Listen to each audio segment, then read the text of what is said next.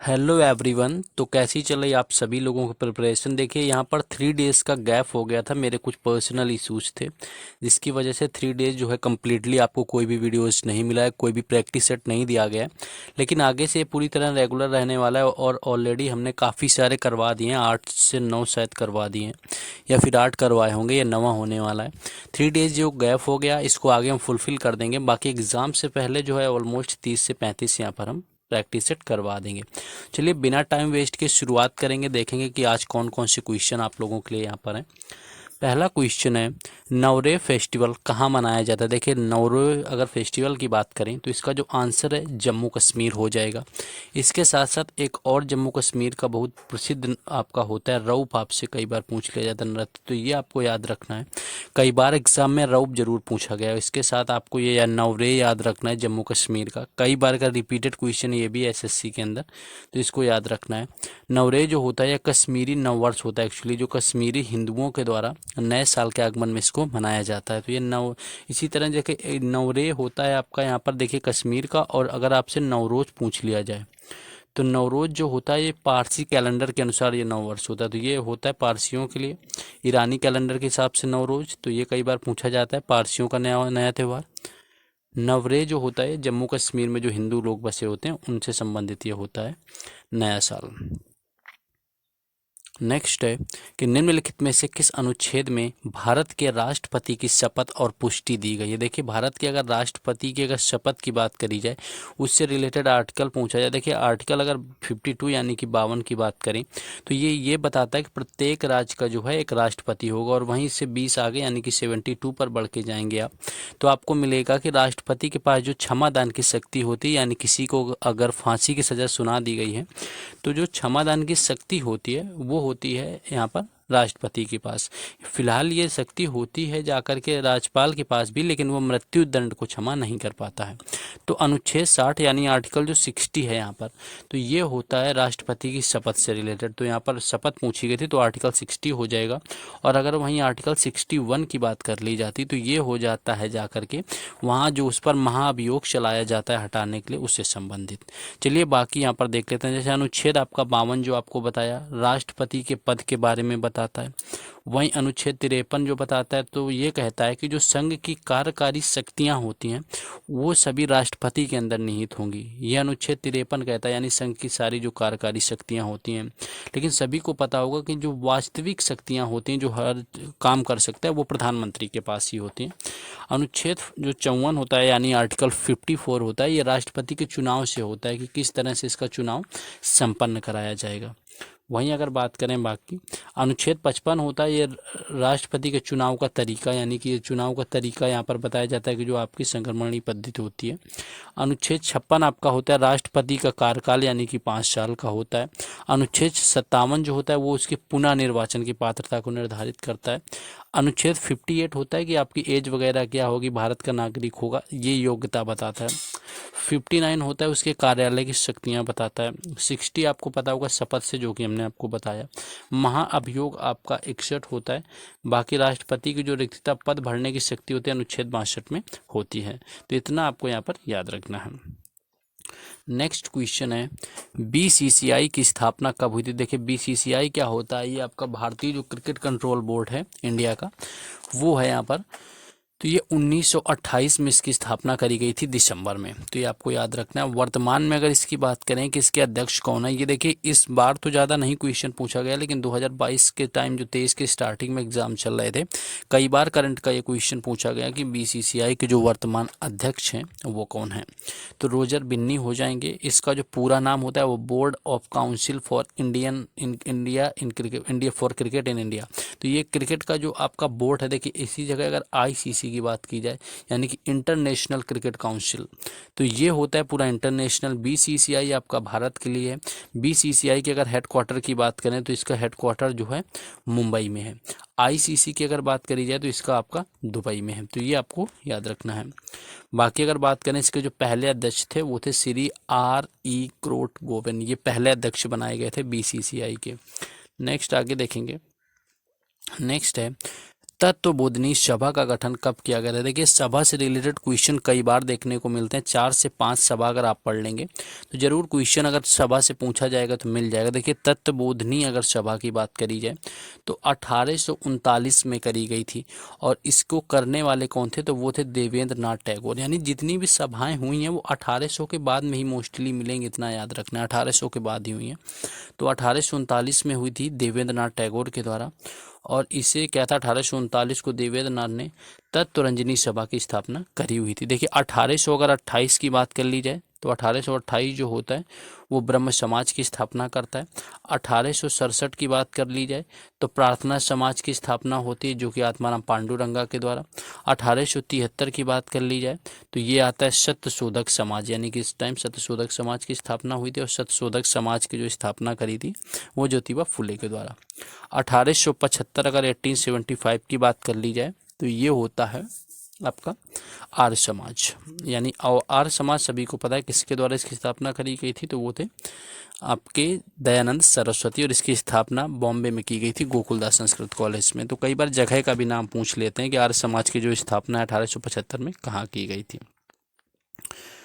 Next question आगे है, देखेंगे कि निम्नलिखित में से किस वाद्य यंत्र के साथ उस्ताद अली अकबर खान का संबंध है। देखिए उस्ताद अली अकबर खान आपसे पूछा गया है। कोई भी एग्जाम आप एमटीएस का अगर आप मान लीजिए देते हैं तो इसकी बात तो गारंटी है कि 2 से 3 क्वेश्चन आपको यही देखने को मिलते हैं वाद्य यंत्र से रिलेटेड, या फिर आप कोई भी एसएससी का देते हैं और क्वेश्चन इस पार्ट से यानी कि इस टॉपिक से क्वेश्चन तो पूछा ही जाता है।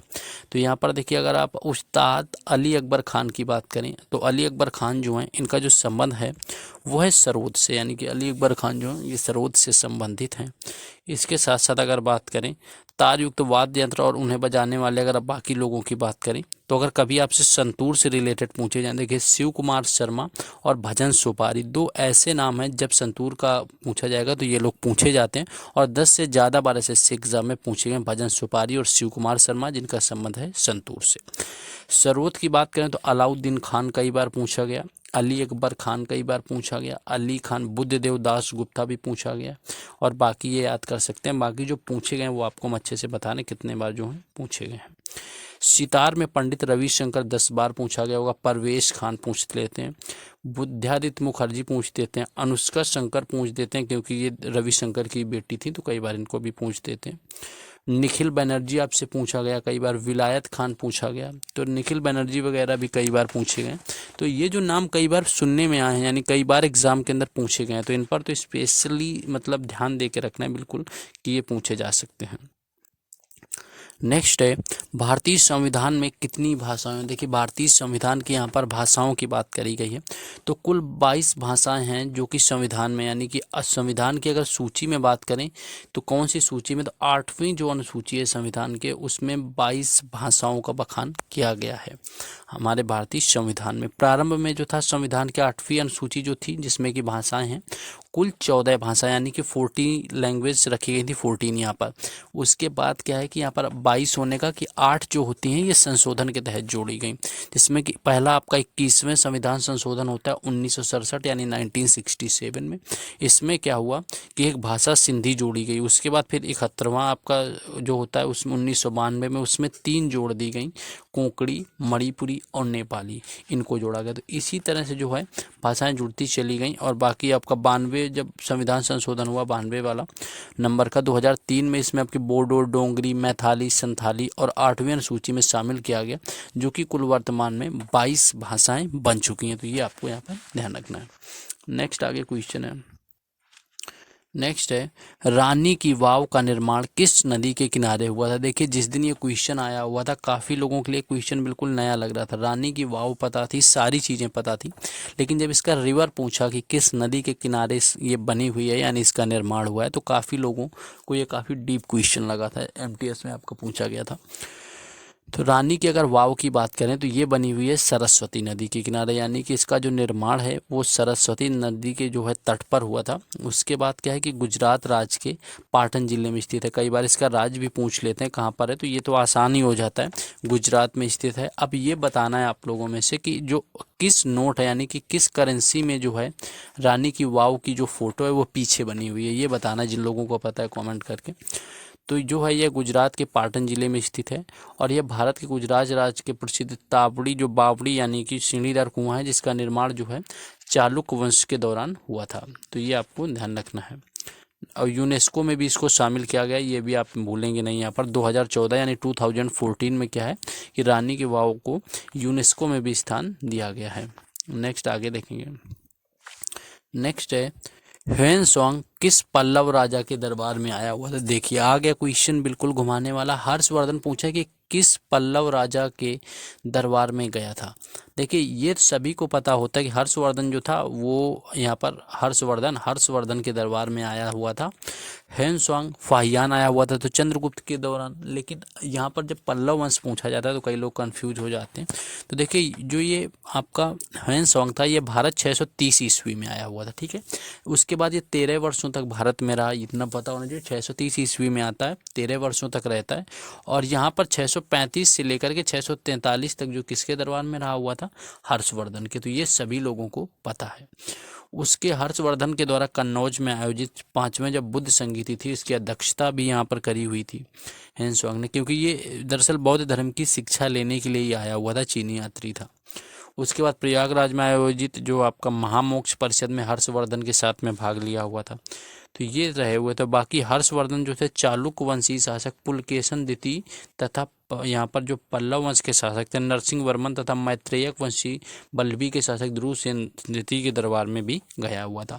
तो अगर ये पूछा जाए कि और किसके दरबार में गया, तो अगर चालुक्य वंश में पूछ ले किसके दरबार में गया, तो चालुक्य वंश में गया था ये पुलकेशन द्वितीय के दरबार में। याद रखना है कि हर्षवर्धन के साथ में तो आया था ह्वेनसांग, लेकिन यहाँ पर चालुक्य वंश में पुलकेशन द्वितीय के यहाँ गया, पल्लव वंश में नरसिंह वर्मन प्रथम के साथ गया, और मैत्रक वंश जो थे बल्लभी के शासक वहाँ पर ध्रुव सेन जो द्वितीय थे उनके दरबार में गया हुआ था। इसको ढंग से याद रखेंगे। नेक्स्ट क्वेश्चन आगे है कि 2011 की जनगणना के अनुसार दूसरे स्थान पर कौन सा धर्म था। तो सभी को पता होगा कि जो पहला धर्म आता है वो हिंदू धर्म ही आता है, जो कि भारत में सबसे ज़्यादा है, यानी कि अधिकता है इसकी। तो दूसरे नंबर पर पूछा था कौन सा धर्म जो है जो भारत के अंदर आपका 2011 की जनगणना में रहा हुआ था। तो ये था मुसलमानों के, यानी कि जो मुस्लिम जनसंख्या थी वो 2011 की जनगणना में सबसे अधिक रही हुई थी। इसके साथ जो है राज्य के कुल जनसंख्या का जो 79% था वो हिंदू धर्म प्रमुख था, जबकि मुसलमान की संख्या यहाँ पर 11.5% थी। बाकी अदर लोग भी थे। तो दूसरे नंबर पर अगर बात करी जाए कि सबसे ज़्यादा जनसंख्या किसकी थी, तो वो रही हुई थी मुस्लिम की। नेक्स्ट क्वेश्चन है रोजर फेडरर किस खेल से संबंधित हैं। देखिए रोजर अगर फेडरर की बात करी जाए कि किस खेल से संबंधित हैं, तो टेनिस जो है इसका राइट आंसर हो जाएगा, जिससे कि रोजर फेडरर का संबंध है। रोजर फेडरर एक टेनिस खिलाड़ी रहे हुए हैं, ये तो आपको याद है। टेनिस कई बार इसी तरह से क्वेश्चन पूछ देते हैं कि कौन सा खेल जो है खिलाड़ी किस खेल से संबंधित है, और एमटीएस में इस तरह का पैटर्न कई बार रिपीट होता है। तो दिल्ली पुलिस में भी कोई बड़ी बात नहीं है। तो ये स्विट्जरलैंड के निवासी हैं। अगर इनका देश कभी पूछ लिया जाए तो स्विट्जरलैंड के खिलाड़ी हैं। बाकी बात करें तो टेनिस खेलते हैं और इन्होंने 20 ग्रैंड स्लैम जीते हुए हैं। तो ग्रैंड स्लैम अगर आपसे कुल पूछे जाएं कि रोजर फेडरर ने अब तक कुल कितने ग्रैंड स्लैम जीते हुए हैं, तो वो 20 ग्रैंड स्लैम यहाँ पर हो जाएंगे। नेक्स्ट आगे देखेंगे। नेक्स्ट है कि बंगाल विभाजन का आधिकारिक कारण क्या था। देखिए कई बार क्या पूछा जाता है। सबसे पहला क्वेश्चन कि बंगाल विभाजन कब हुआ था, कई बार तो ये पूछ लेते हैं साधारण सा यहाँ पर, तो आपका 1905 में। दूसरा यहीं से क्वेश्चन ये बनाते हैं कि किस वायसराय के समय में हुआ था। आसान जवाब लॉर्ड कर्जन। इतना तो सभी लोग पढ़ते हैं, लेकिन कई बार अब ये देखने को मिल जाता है कि इसका आधिकारिक कारण पूछ लेते हैं और ऑप्शन जो होते हैं बड़े बड़े से ऑप्शन वहाँ पर दे देते हैं। तो बात करें तो बंगाल विभाजन की जो घोषणा हुई वो 19 जुलाई 1905 को हुई थी। लॉर्ड कर्जन जो थे यहाँ पर रहे हुए थे, उस समय विभाजन का प्रस्ताव रखा हुआ था, यानी वायसराय रहे हुए थे। विभाजन के जो बड़े पैमाने थे वो मुस्लिम पूर्वी क्षेत्रों को हिंदी पश्चिमी क्षेत्रों से 16 अक्टूबर 1905 को अलग कर दिया गया था। यानी कि जो सामाजिक यहाँ पर धार्मिक संप्रदाय वाली प्रॉब्लम आ रही थी, समस्याएं, उनको यहाँ पर किया गया था। और 1905 को जो है भारत के तत्कालीन वायसराय लॉर्ड कर्जन ने इसकी आधिकारिक घोषणा कर दी हुई थी। तो जो यहाँ पर कुछ जो सांप्रदायिक चीज़ें बनी थी हिंदू मुस्लिम के मुद्दे, उनके आधार पर यहाँ पर अलग किया गया था। नेक्स्ट है गेहूं के लिए सर्वोत्तम मिट्टी कौन सी होती है। देखिए गेहूं की अगर बात करें और सर्वोत्तम मिट्टी की यहाँ पर बात करें तो दोमट जो मिट्टी होती है यहाँ पर राइट आंसर हो जाएगा, जो कि सबसे सर्वोत्तम होती है गेहूं के लिए। इसे ही बलुई मिट्टी बोल देते हैं, दोमट, भारी चिकनी मिट्टी वगैरह भी इसको बोला जाता है। और ये जो गेहूँ होता है ये रबी की फसल के अंतर्गत आता है, कई बार जो है क्वेश्चन पूछा जाता है, तो ये रबी की फसल के अंतर्गत आता है। नेक्स्ट क्वेश्चन है,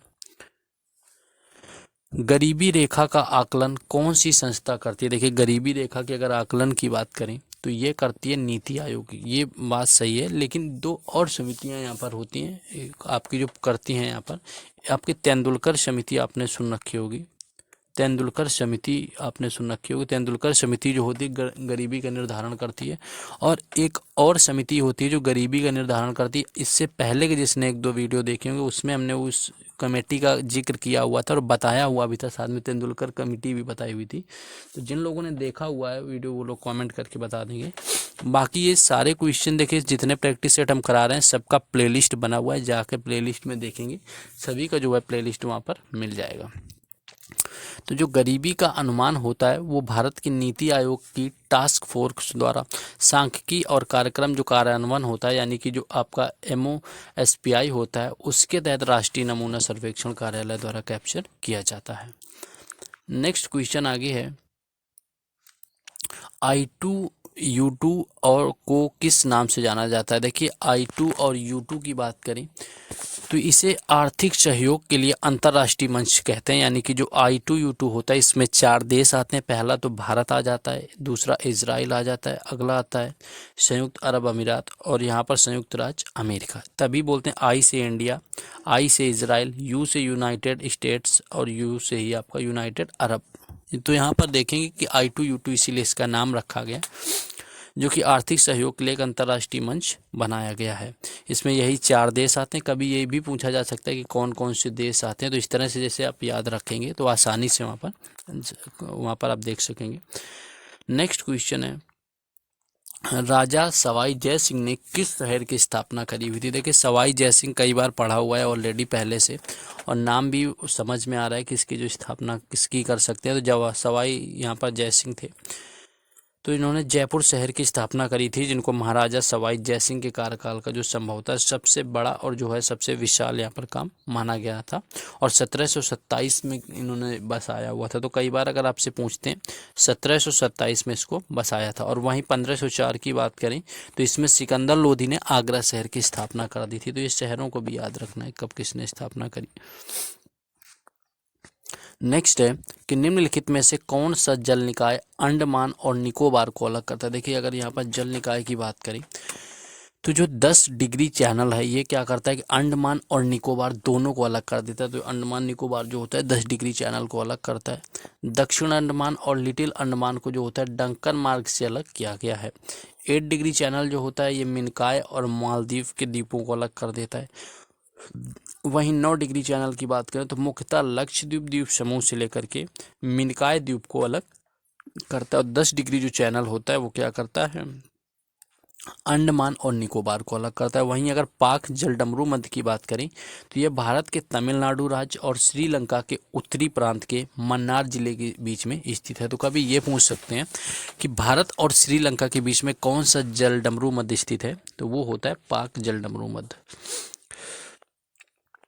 नेक्स्ट है 1835 की अंग्रेजी शिक्षा किस पद्धति पर आधारित थी। तो ये सभी को पता है कि अंग्रेजी पद्धति जो आई हुई थी वो थी अंग्रेजी उच्च शिक्षा पर आधारित थी, क्योंकि जो 1835 में था अंग्रेजी शिक्षा अधिनियम बनाया गया था। लॉर्ड विलियम बेंटिक ने अधिनियम को पारित किया था। अगर आपसे कभी पूछा जाए कि किसने पारित किया हुआ था, लॉर्ड विलियम बेंटिक थे। इसे भारत की परिषद के द्वारा अधिनियमित भी किया गया था। और लॉर्ड मैकाले ने 1845 में अपनी शिक्षा नीति जो है 1835 में इन्होंने दिया हुआ था। तो लॉर्ड मैकाले जो थे वो क्या रहे हुए थे, यहाँ पर काउंसिल ऑफ इंडिया के गवर्नर जनरल का पहला विधि सदस्य रहा हुआ था, जो कि 1813 का जब चार्टर अधिनियम आता है उसमें भारत में लोगों को शिक्षित करने के उपयोग में किए जाने वाले 1 लाख रुपए को यहाँ पर अलग रखा गया था। ये लॉर्ड मैकाले वाली पद्धति थी। नेक्स्ट क्वेश्चन आपका है कि निम्नलिखित में से कौन राष्ट्रपति चुनाव में भाग नहीं लेता है। देखिए, राष्ट्रपति अगर चुनाव की बात करें तो राष्ट्रपति सीधे लोगों के द्वारा निर्वाचित नहीं होते, जैसा कि लोकसभा और विधानसभा के जैसा चुनाव नहीं होता है, बल्कि निर्वाचक मंडल के सदस्यों के द्वारा किया जाता है, जिसमें क्या होता है कि संसद के दोनों सदस्यों के निर्वाचित सदस्य यानी राज्यसभा के जो सदस्य होंगे, लोकसभा के जो सदस्य होंगे, उनमें जिनका निर्वाचन होकर आता है, मनोनीत किए वाले नहीं होंगे सदस्य, वो वहाँ पर वोट करते हैं। उसके साथ साथ क्या होता है, राज्यों के विधानसभा के निर्वाचित सदस्य यानी जो विधानसभा सदस्य यानी कि कुल मिला के मानिए आप एमपी और एमएलए यानी कि जो विधायक और सांसद होते हैं वो वोट करते हैं प्रेसिडेंट के यहाँ पर इलेक्शन में। दिल्ली और पांडिचेरी जैसे जो आपके यूटी हैं उनमें विधानसभा के निर्वाचित सदस्य सम्मिलित होते हैं। तो ये इस तरह से इसका यहाँ पर होता है चुनाव राष्ट्रपति यानी कि प्रेसिडेंट का। तो ये था आज आपका प्रैक्टिस सेट, बाकी आपको पीछे करवा चुके, आगे आपके लिए कंटिन्यू रखेंगे। बाकी बस आपको थोड़ा भी अच्छा लगा तो वीडियो को लाइक कर दीजिए, शेयर कर दीजिए जहां भी आप कर सकते हैं दोस्तों के साथ। बाकी चैनल को जरूर सब्सक्राइब करके रखें, क्योंकि हर वीडियोस आपको इसी तरह का मिलते रहेगा और हर एग्जाम का एनालिसिस जरूर मिलेगा। और बाकी हर अपडेट के लिए टेलीग्राम चैनल और व्हाट्सएप ग्रुप से जुड़े, जिनके लिंक जो है आप सभी को डिस्क्रिप्शन में दिए गए। Just go them and join them. Thank you.